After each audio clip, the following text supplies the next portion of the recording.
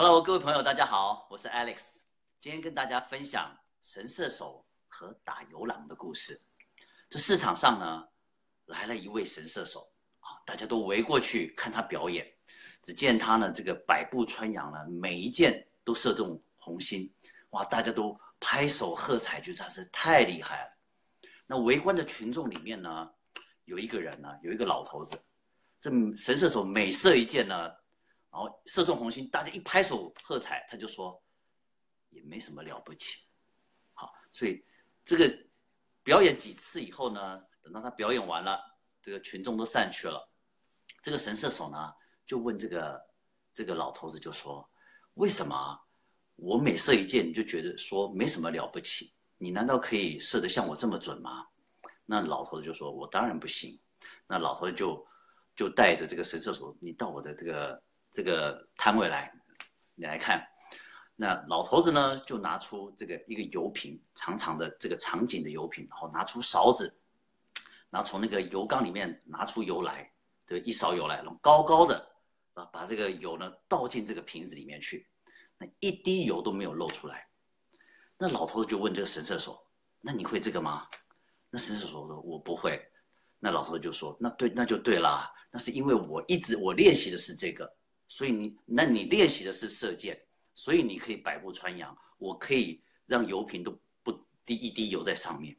那我们两个练习的不一样，那在我看来，只是因为练习的东西不一样，所以没什么了不起的。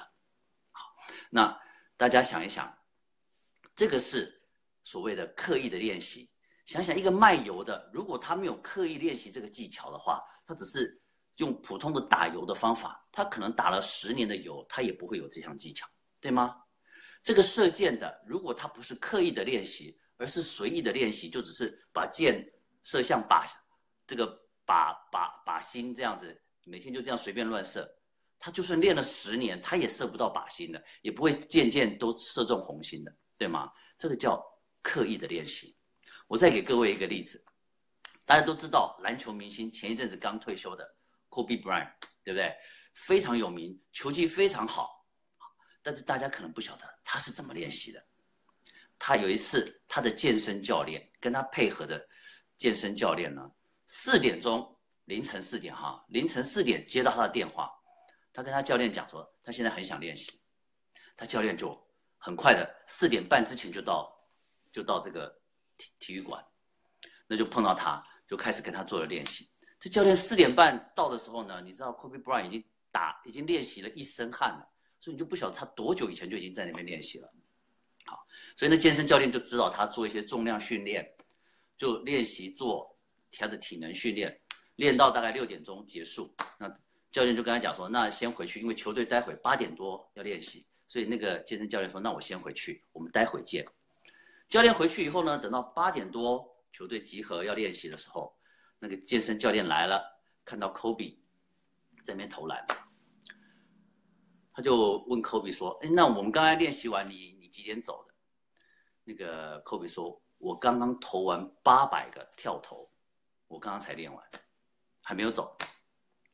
因为 Kobe 跟他讲说，我现在想要增进我跳投的这个能力，所以我给自己下了一个目标，要跳投练习800个，我刚刚才投完，这个叫刻意练习。那大家也觉得说他练完800个准备休息了，不是，因为球队才要刚开始练习。大家想一想